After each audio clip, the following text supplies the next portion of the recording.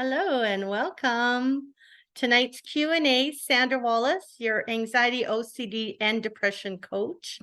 I have a opportunity to do the Q&A. I am offering every first Monday of the month so that you have the opportunity to ask your questions either live like we're doing here tonight. The sessions are all recorded. They'll be recorded and available on our website at www.theocdcoach.com.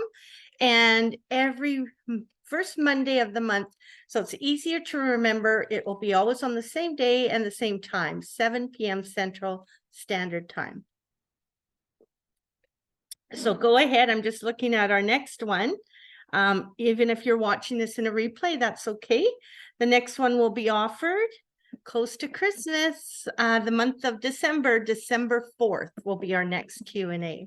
So if you have not been a part of this, it's a fairly new get together that we've created, Daisy, my virtual assistant, and I, for an opportunity for people to come live and ask questions and have conversation about the topics, and maybe they will fill out. We also have forms on the website, so if you just want to send your question in, feel free to do so. But this is an opportunity, psychological safety place, excuse me, to be able to ask questions and get answers and clarify things as it relates to our mental health.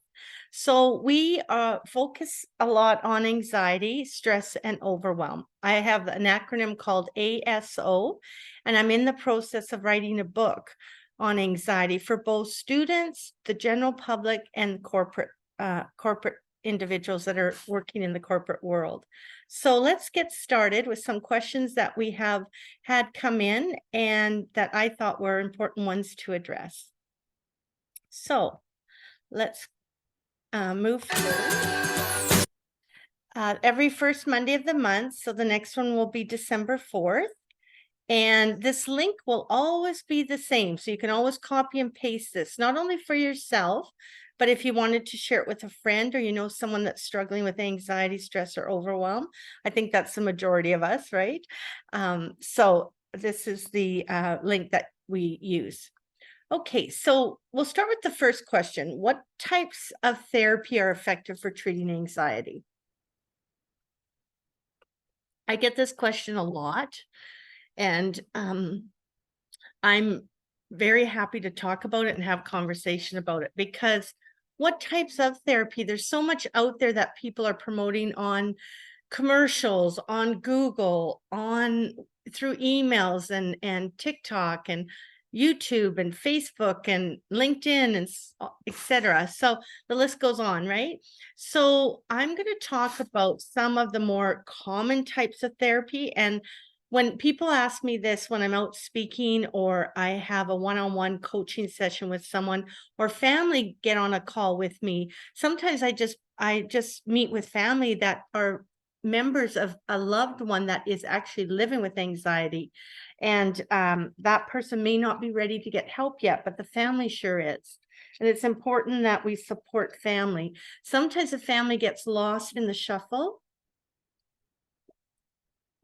during these times of need, and the family needs support just like anyone else. So often I'll just have sessions, a 60-minute session with family members or a parent or whoever it might be, asking specific questions. What should they do or not do? We don't always realize, but we become what we call enablers, and we start doing people's rituals or compulsions, the things we do outwardly to help someone alleviate their anxiety. So I'll give you an example of one of my biggest anxious moments is leaving the home. I know a lot of people take that for granted. They just get up, get their keys, their wallet, and they leave. I had a whole process that I had to follow before leaving. And I may have to do it 2, 3, 4 times over, because my anxiety was so high and my obsessions were so intrusive, that I was going to have my house be burnt down, or I was going to be at fault for causing a catastrophic fire or flooding because I didn't check all the faucets, or I didn't make sure I didn't unplug the curling iron literally from the wall. It was never good enough to just see that off sign or that red light not being lit. I was worried that it was faulty and that it was plugged in and it would get hot and we would have a fire in the end, especially when we were going away for long periods of time or even just for a day. I noticed my anxiety spike more because for trips, we knew we were going away for a long time or for more than a few hours. So the fear of having something bad happen was even multiplied. So I kind of went off on a little example there, which I like to do just to kind of bring things home and make it more understandable, hopefully for you, the listener, who may or may not be living with anxiety. And our anxiety is very different from one person to another. Maybe some of the things we talk about you're going to relate to very much so, and other things not so much.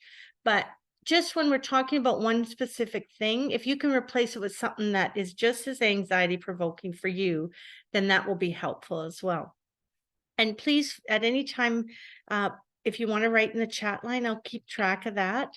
The chat, I want to make sure that I don't miss any comments, ask questions as we go along, because remember, this is it to be engaging and interactive so that you have opportunity to speak and address your concerns. Okay, so what types of therapy are effective? There's a lot. As you can see, there's very many. There's several types. But I'm going to focus on the common ones, the more popular ones, starting with CBT, cognitive behavior therapy. You might have heard of it as CBT. And sometimes we toss acronyms around and it's hard for people to know what those things stand for. So it's important that we clarify when we use an acronym, what does it actually spell out? So CBT is a therapy. It's a gold standard therapy that was founded in the late 70s, and it's still the number one today, right here, right now, number one. So I'm honored and privileged and am grateful to have learned that therapy, both as a client and as a professional coach. Cognitive behavior therapy. So if we just break that down for a moment, the cognitive, if we can change our cognition, the way we think and perceive the outward world or our thoughts internally, then we can change the behavior and pivot the behavior to become more effective in the way we perceive the world. Because a lot of times our anxiety gives us catastrophic thinking and it's difficult to think clearly or to think at all. Sometimes we can't think. And our sympathetic system kicks in. It's that fight or flight. But I like to include fight, flight, and add another word, freeze. So it's our fight, flight, or freeze. We don't know what to do and we don't do anything. And that's just our natural brain's way of telling us we are in a sense of danger. We need to fight, we need to flight, we need to freeze to save ourselves. And it goes into survival mode. So when we have anxiety, or for those of you who have panic attacks, or elevated levels of anxiety, it's hard to think clearly. So the CBT is done over time, over weeks and months, and sometimes years and decades, for us to get our cognition thinking more positive. So the outcome in the way we respond to things, our behavior will be therapeutic. Okay. Now, within the CBT is a technique. So if you think of CBT as an umbrella, okay, and that umbrella, there's all these spikes, right, that come under the umbrella. And I usually use an actual umbrella, but so there's your handle of your umbrella, and you've got all these spikes going around the umbrella. Every spike represents a different form of therapy and a different form, type of anxiety. So with exposure therapy, the technique we use is ERP, exposure response prevention. And what this does is if we break down the word exposure, we expose ourselves outwardly to the very thing that's causing us anxiety. So I'll use an example. When I meet with a client and I'm coaching them, we'll start out with 60 minutes or 1 60-minute session, and we'll get a really good snapshot, a picture of what's going on in their life. And then together we'll create a hierarchy of events that cause the anxiety, and we will list them all on a page. So going to the grocery store is anxious. So what do you do to alleviate your anxiety? That's what I call a compulsion or a ritual. They may just go at certain times of the day, or they might just go for 10 minutes and come out, or they might have a family or friend go grocery shopping for them. And then in the middle of the page, we will rate their anxiety level as it is if they didn't do the compulsion, if they didn't have that reassurance. What would that obsessive, anxious thought or feeling rate on a scale 0 to 10 if they weren't able to put their safety nets in place? And then what we do is we get them to do the exposure response therapy. So the exposure response, the exposure is exposing them, and the response is refrain from doing the ritual that they normally would do. And this can be really hard. So that's why we start with the very least anxiety provoking.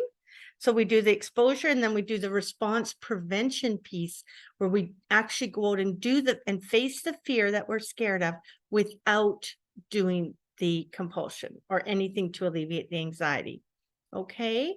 But you also we create a custom-made tailored tool trunk for you that we practice different examples of different coping techniques.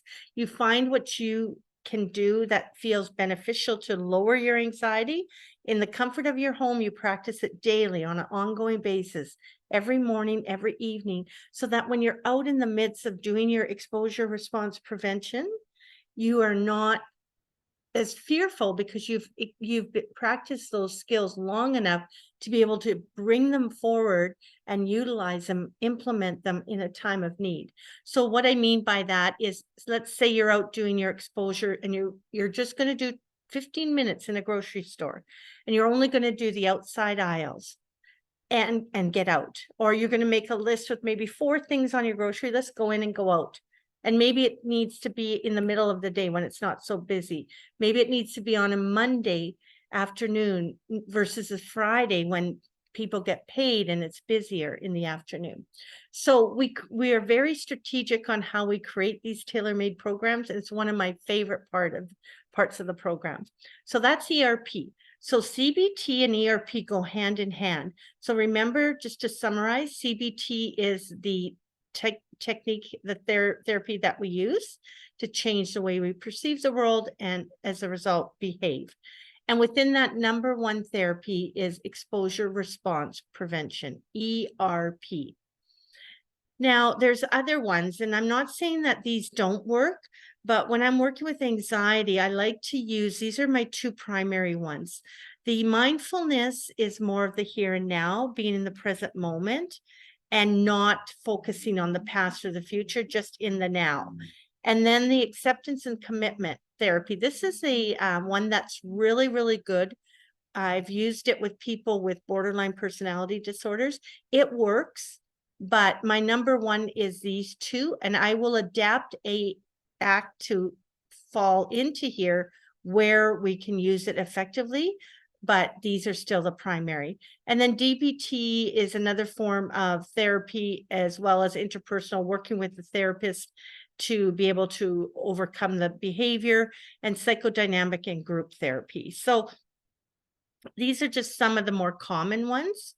I find, though, most of the people do really well in these 2 categories. And I use mindfulness a lot when we're doing our coping techniques, and a bit of ACT.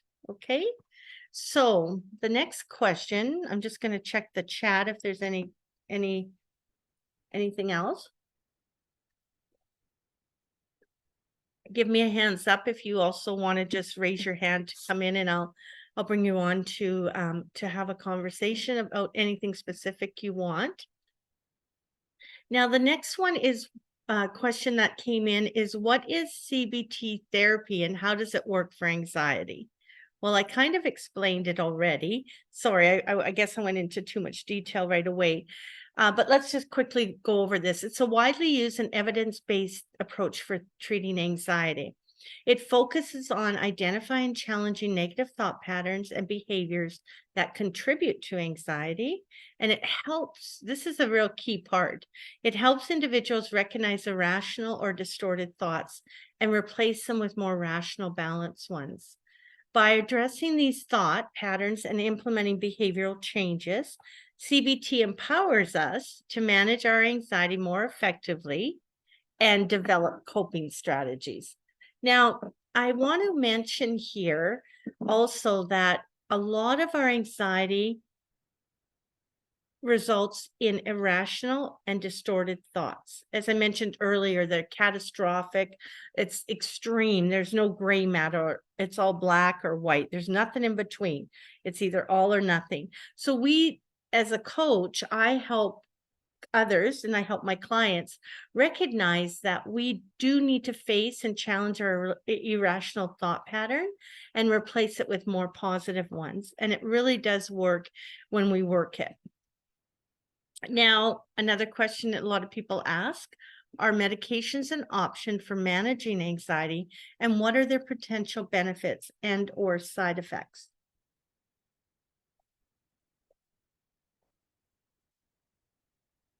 Well,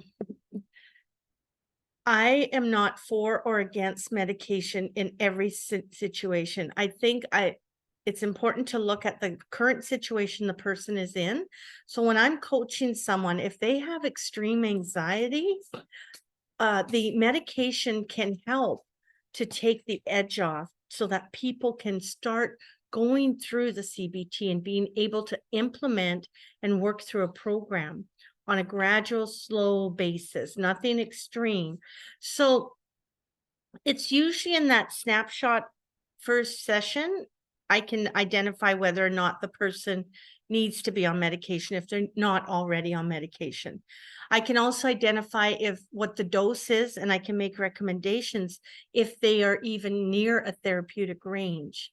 A lot of education on my end goes into the session on advocating for each and every one of my clients to see if medication that they're currently on is effective, if they can titrate, go up a little bit, increase in their dose, and what range they're in, because that says a lot for me. If someone is on, say, 10 milligrams of Paxil, the therapeutic range is 10 to 40, sometimes even higher, 50 or 60, and they're only on 5 or 10. We got a lot of room to grow and build and build up, as we call titrating up slowly and gradual. But this has to be done under the supervision of close supervision of their doctor. Now, general physician, a GP, can write prescriptions for people. A lot of times people come to me and they've already been to 2 or 3 psychiatrists, 1 or 2 psychologists, sometimes 1 doctor and 1 psychiatrist, and they haven't even been recommended medication, or they've been staying at the same dose ongoing for way, way too long. And they've missed out on months or even years of having a productive life because the medication was not altered. So I am really in the zone when it comes to the medication. And so the medication that we do use for anxiety, we also use it for OCD, obsessive compulsive disorder, and depression, is called a SSRI. And the SSRI stands for selective serotonin reuptake inhibitor. And we don't need to be fancy with it. We just need to know. The reason I include this acronym and the definition is because a lot of the anxiety comes from our neurotransmitters in our brain, specifically serotonin, that causes the anxiety. And what happens in people like myself living with anxiety and others is that there's not enough serotonin moving forward from one neuron to another and transferring that message. So we get stuck.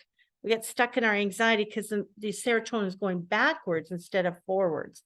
It's kind of like a hiccup in the brain if you want to look at it that way, or look at it like your foot on the pedal, gas pedal, and on the brake at the same time.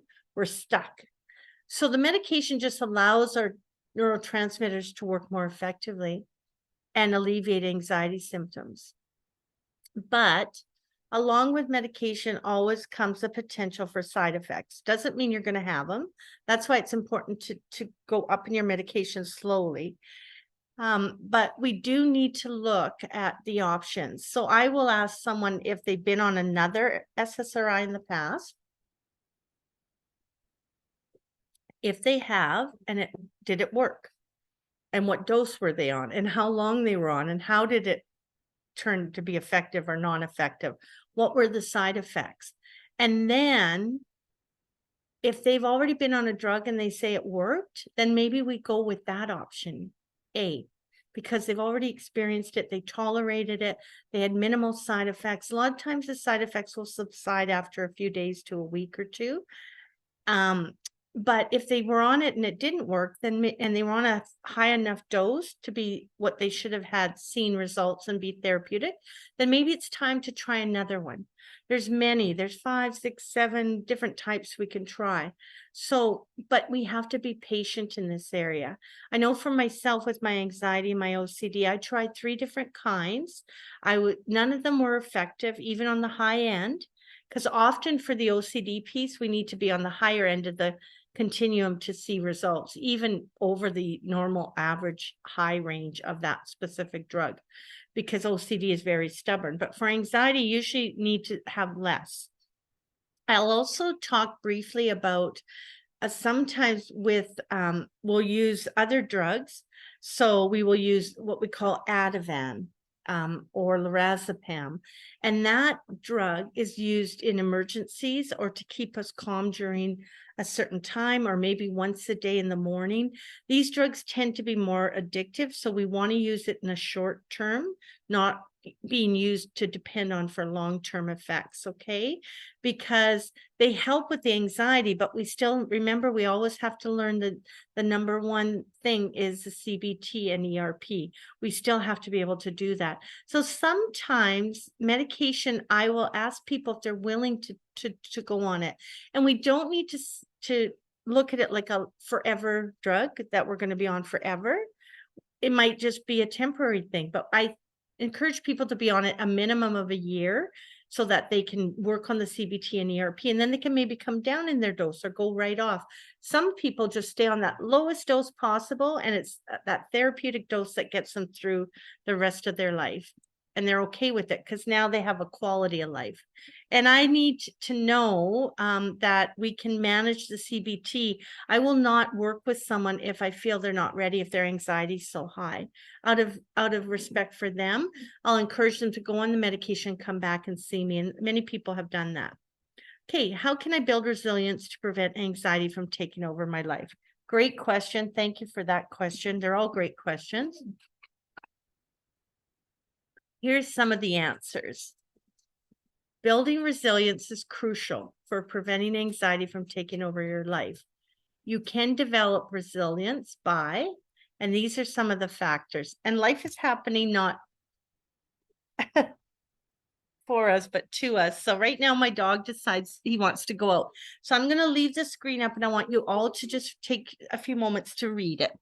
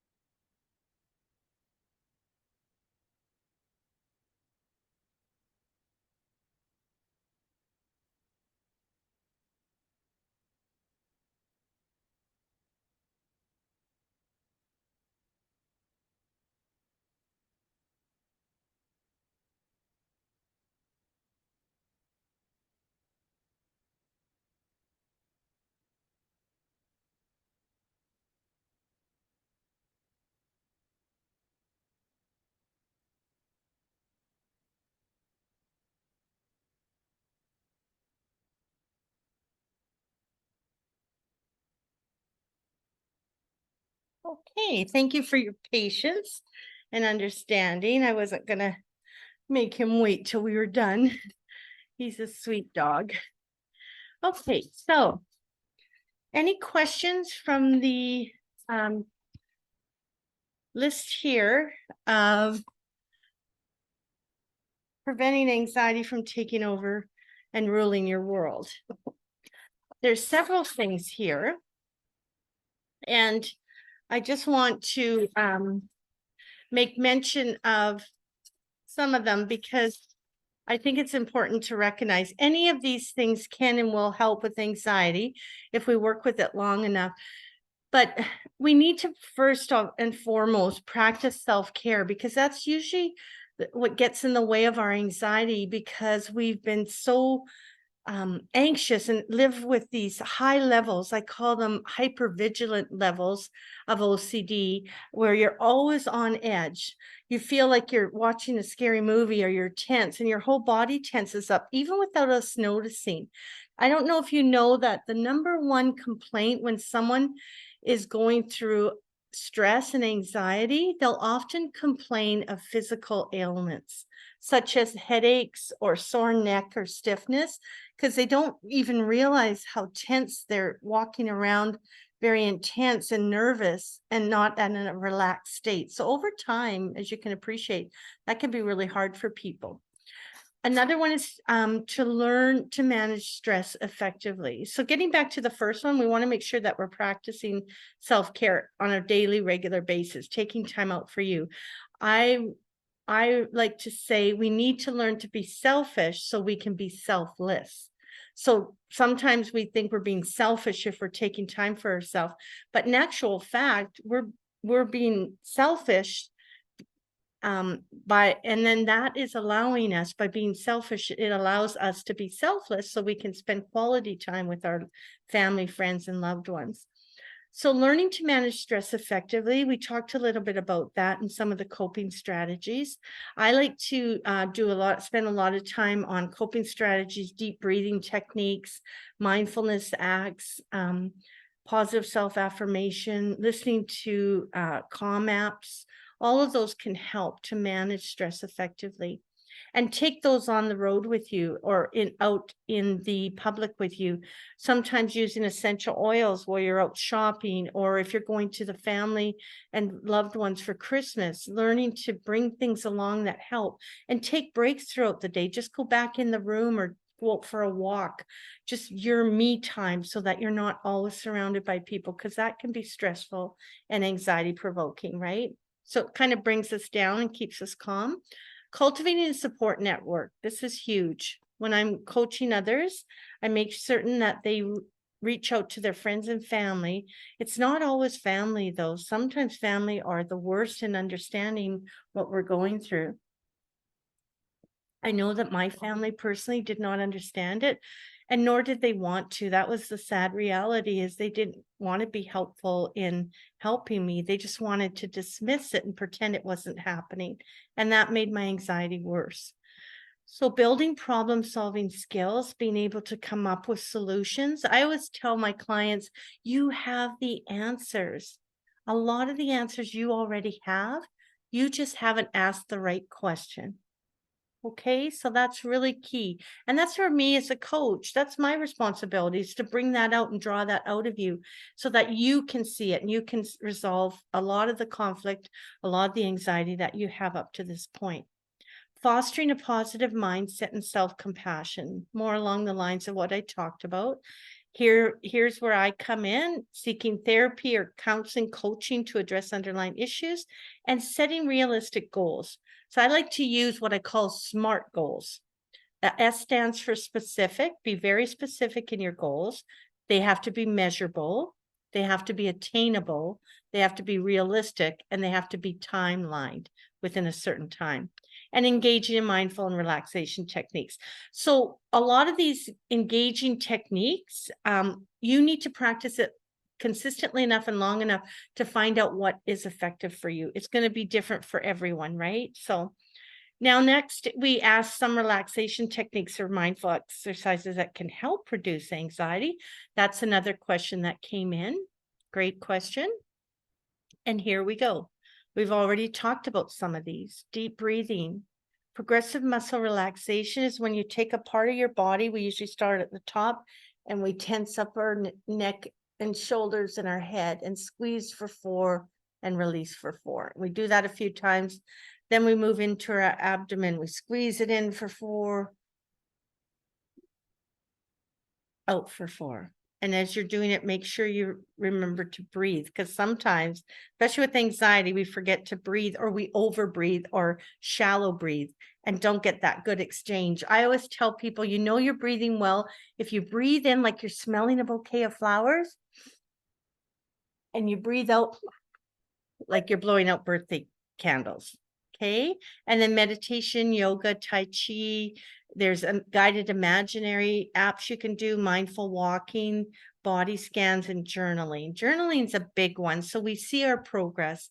We don't always see it in ourselves, but once you journal and get it on paper, there's some sense of relief, and also reflecting back on it to see your strengths, to see your good times. Even if you're small wins, we celebrate every win in my coaching sessions because they're enormous wins. And we can reflect, we can celebrate with stickers, happy stickers, when we get to achieve a certain goal.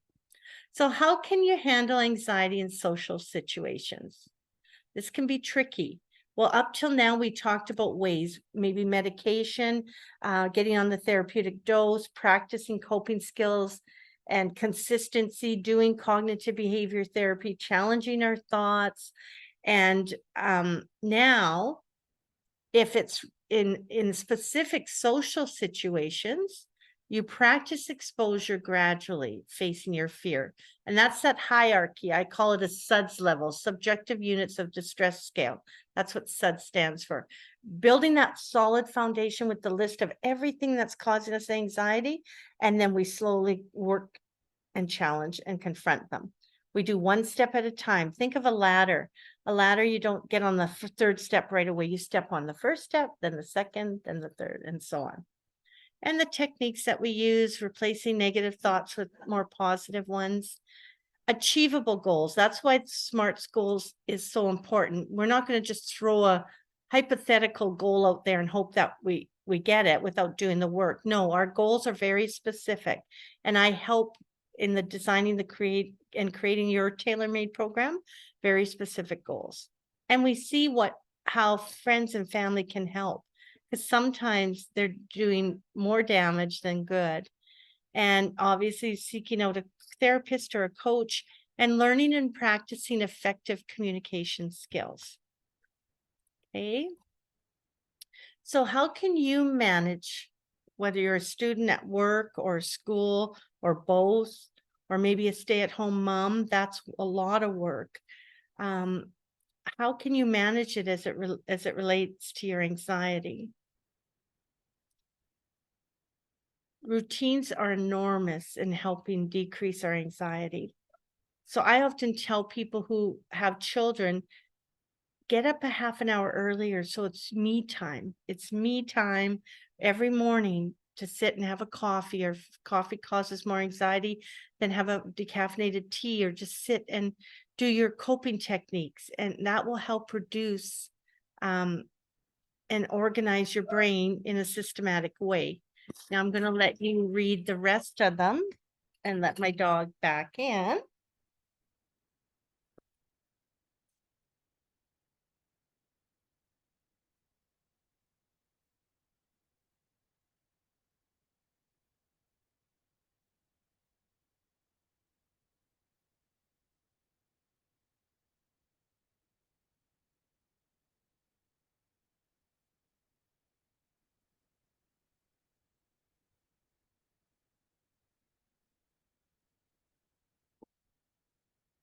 Thank you once again for being patient and understanding.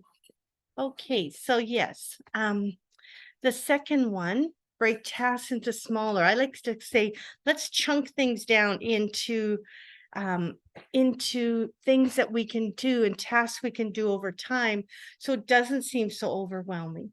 Chunking it down makes it more achievable, more realistic, that we can overcome it and be able to manage it. we prioritize. So if something can wait, maybe for 2 weeks or till next month or even a season, then we can prioritize tasks and set realistic goals. I always like to say to people, okay, let's make a list of what needs to be done, because right now it feels very overwhelming and unachievable. Let's make a list of making sure that we can be able to accomplish this in the order without feeling lost or feeling unsuccessful. Even in the workplace, I often will tell people when I'm coaching or when I'm out at speaking events, if you can delegate certain tasks to certain people that excel at that, and the people that maybe aren't excelling at it or feel anxious or resistant, they can work on other aspects that they feel good and they feel strong about, and that's where their personality lies, or that's where their characteristics are, that then it's a win-win for the whole team. But to put a lot on someone's plate, maybe you can delegate and spread the tasks out over time and or over several team members. So one person, especially the person with anxiety, isn't feeling that it's out of control and that they'll never achieve all the goals. All right. So now communicate with supervisors or teachers about your needs. Again, we need to be advocates for ourselves, and that's a really good practice. I've done that with many professional people that I coach because they've been on the YEP program for too long. Yep, I'll do that. Yep, I'll do that. Yep, I'll do that. Yep, I'll do that, when it's not even their role to do. So I have helped many people with that, and it's been very, very fulfilling to see them be firm and professional at the same time and do it in a very professional way. Use time management techniques. So again, chunking it down, maybe writing in your calendar. I have an amazing calendar, my Google Calendar that I use. So here, I don't know if you could see that, but my items are put in there in different colors. I'll maybe dim this, see if that helps. Okay. So there. So every color means something different, and you can send reminders to yourself. There's so much good technology out there now, right? Seeking assistance from a coach or counselor, it all comes back to that, having someone in your side of the arena. I always say champions aren't made in the rink, they're found there. But it's all that sweat and equity and determination and persistence and resistance and being able to conquer everything that they need to conquer. They become champions, but they need to do the work first. Okay. And practice self-care, exercise, stress management techniques, and consider wherever it is that you spend the bulk of your time to get deadlines extended, or have flexible hours. Nowadays with COVID started out not so great, but it changed people's lives forever. A lot of people now do not want to work from the workplace. They don't want to go home to work. They don't want to pay gas and spend time traveling. So it's actually worked out for many people. And this is at the time when I decided to go worldwide with my coaching programs and my coaching career, because I wanted to reach out to as many people living with anxiety to coach them and help them overcome it. And so I started the Entrepreneur, and I never looked back. So are there support groups or online communities for people with anxiety? Yes, there's many, both virtually and in-house. They can provide valuable emotional support, information, and coping strategies. So you can find them by just simply Googling. There's lots of mental health connections.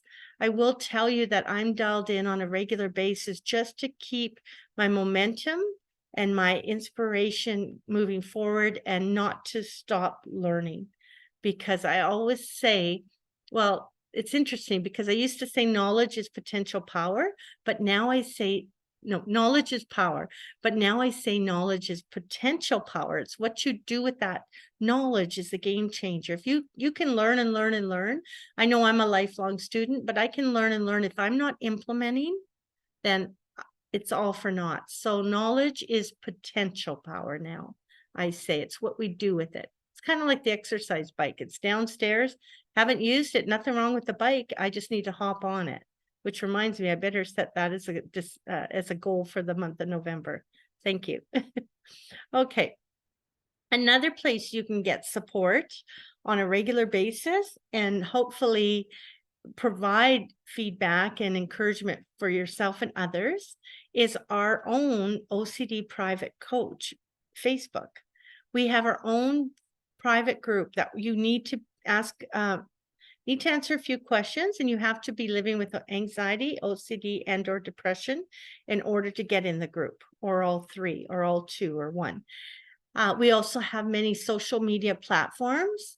Daisy, my virtual assistant, has been amazing and so supportive in getting social media out there in every platform so that people, no matter what platform they're on, they can see that there's hope for anxiety and OCD and overall well-being.